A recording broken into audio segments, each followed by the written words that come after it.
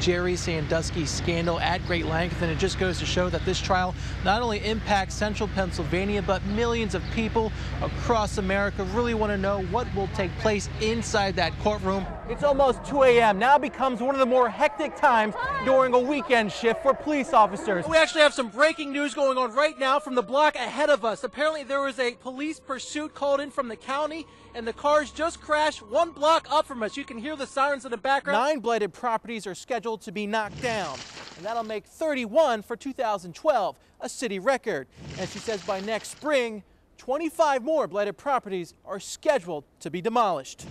Now, basically what happens on this day will ultimately decide Harrisburg's financial, educational, and overall future. Because of the tear gas that was just sprayed by one riot guard, everybody is just kind of running down this way to get out of the way. It was ruckus, it was loud. Chants of Save Our Schools were deafening. Teachers from all over the Commonwealth traveled here to protest Governor Corbett's budget. Our Dave Marcheskie broke the story, and he is with us live tonight. Dave. Well, guys, you were right. You heard right. Jerry Sandusky continues to get his pension from Penn State University. Now, I filed this right-to-know request to the state employees retirement system. Sandusky currently gets paid about $5,000 a month. Now, this has been reported before, but what many people do not know, because of an outdated piece of legislation, taxpayers will continue to pay Sandusky for a long time.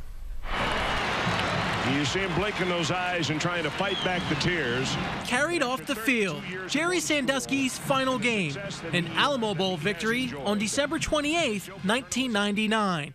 However, our right-to-know request from state employees retirement system shows Sandusky's pension began on September 30th, 1999, before the season ended. Fast forward. Sandusky still gets that taxpayer-funded pension, $4,908.17 a month. Now, PH state law says you're not considered guilty until sentencing. Now, that is when court documents can be filed to forfeit a person's pension if they are found guilty of an Act 140 crime. But guess what? Act 140 does not include violent crimes like child rape. I was not that familiar with Act 140 and I had to pull up and look at it. And as it's written, per se, I mean, he would be able to get his pension. Shocked to learn this, State Senator Mike Fulmer couldn't believe it. We wanted to double check too. Attorney Jim Cutts spent decades in law. He even worked in the Pennsylvania Attorney General's office when Act 40 began in 1978.